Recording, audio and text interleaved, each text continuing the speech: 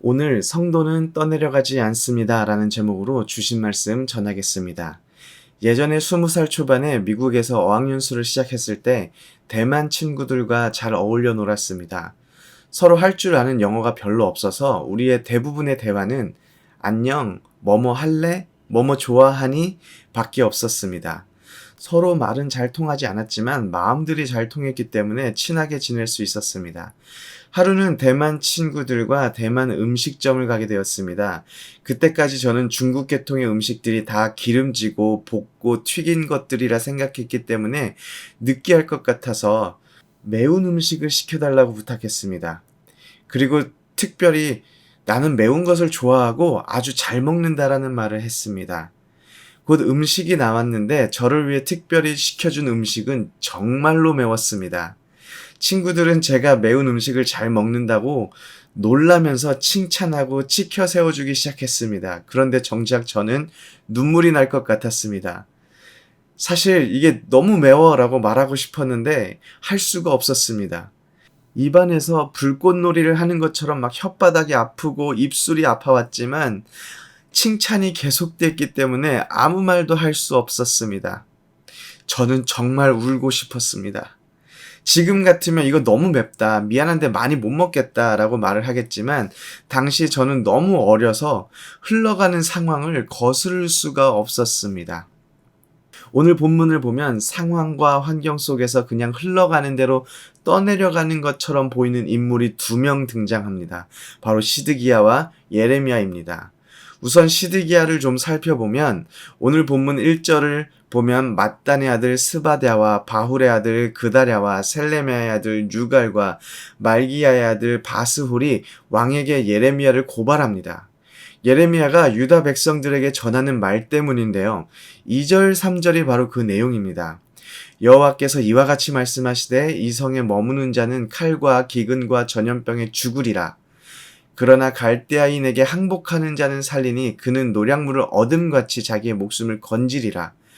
여호와께서 이와 같이 말씀하시니라. 이 성이 반드시 바벨론의 왕의 군대의 손에 넘어가리니 그가 차지하리라 하셨다 하는지라. 그리고 이들은 시드기야 왕에게 예레미야를 죽일 것을 요구합니다. 솔직히 이들의 생각과 감정은 충분히 이해가 갑니다. 지금 유다 왕국이 바벨론에 의해서 위태위태한 상황에서 이 위기를 어떻게 이겨내고 어떻게 바벨론과 싸워서 승리를 해야 하는지를 더 고민해도 모자랄 판에 오히려 항복하자고 그렇게 말하는 예레미야는 해충과도 같은 존재처럼 보였을 것입니다. 우리 대한민국의 주변국들이 호시탐탐 우리나라를 정복하고 내정 간섭을 하려고 하는데 제가 항복해야 우리가 사는 것입니다. 싸우자고 달겨들면 우리는 다 죽습니다. 하나님께서는 이미 우리나라를 넘기셨기 때문에 항복해야 합니다. 라고 외친다면 저의 외침을 듣고 주님 우리 죄를 용서하여 주옵소서 이렇게 회개하며 항복할 사람이 몇이나 있겠습니까?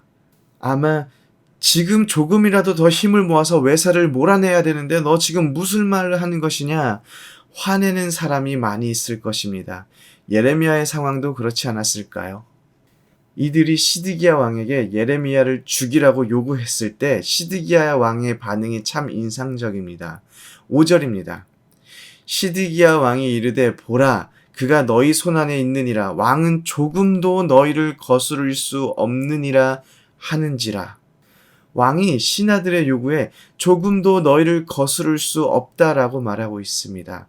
한 나라의 왕이 신하들의 요구에 반대의 의견조차 없이 나는 아무 힘이 없으니까 너희 하고 싶은 대로 해라 라는 말입니다. 곧 이들은 예레미야를 구덩이에 던져버립니다. 그런데 이 소식을 들은 왕국 내시 구스인인 에벳멜렉이 왕에게 찾아옵니다.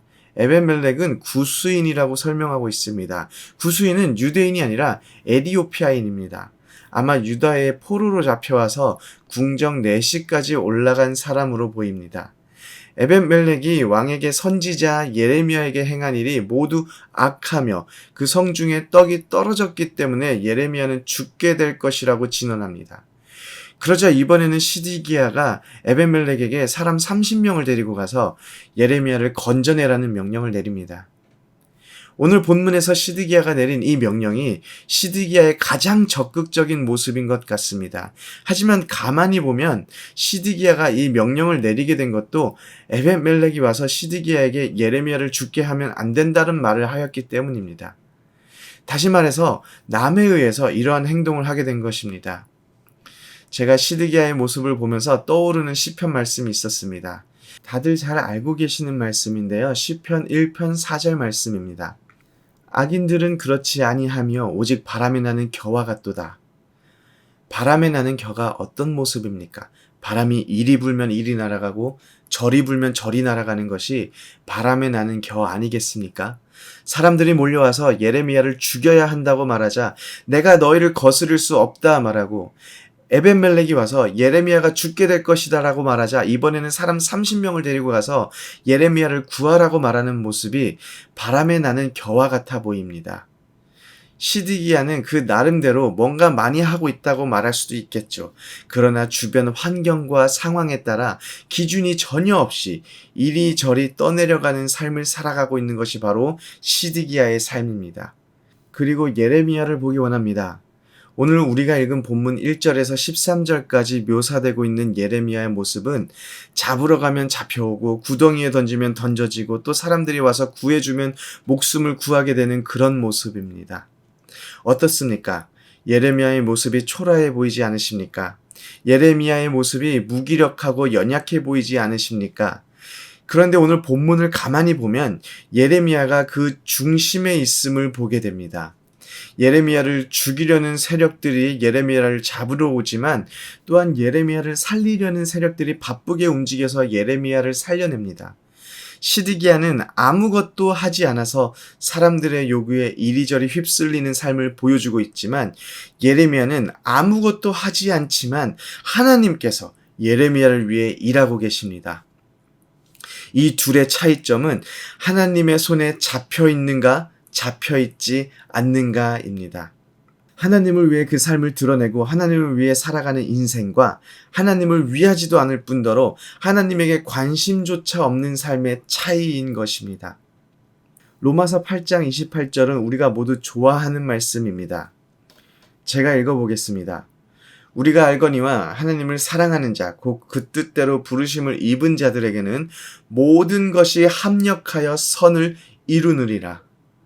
우리는 모든 것이 합력하여 선을 이룬다는 말씀을 붙잡고 지금은 비즈니스가 잘 안 되지만, 지금은 가정 형편이 좋지 않지만, 지금은 건강이 좋지 않지만 비즈니스가 잘 풀릴 거야, 가정이 풍요로워질 거야, 건강이 돌아올 거야 라고 위로를 얻지만 모든 것이 합력하여 선을 이루는 것은 미리 선행되어야 하는 조건이 있습니다. 바로 하나님을 사랑하는 자, 그리고 그 뜻대로 부르심을 입은 자입니다. 이러한 삶에 모든 것이 합력하여 선을 이룬다는 것은 좋은 일이든 나쁜 일이든 모든 일들이 결국 우리의 희망사항을 이루어 준다라는 의미가 아니라 이 모든 것이 하나님의 계획과 하나님의 선하심을 드러낸다라는 의미입니다. 예수 그리스도께서 우리를 위해 십자가에 달리셨습니다. 그리고 우리도 예수 그리스도와 함께 십자가에 못 박힌 자들입니다. 우리의 손과 발에 십자가의 못자국이 있습니까? 예수 그리스도의 꿈을 내가 꾸고 예수 그리스도의 마음을 품기를 소원하고 예수 그리스도의 삶을 살아내시기를 원하십니까? 바로 이런 삶이 하나님을 위해 삶을 내어드리고 하나님을 위해 살아가는 삶입니다. 예레미야와 같이 하나님에게 붙잡혀 있는 삶이 바로 이러한 삶입니다.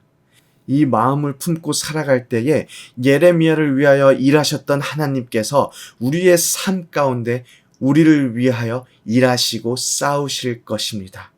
이 사실을 붙잡고 살아가는 모든 성도님들 되시기를 소원합니다. 아멘.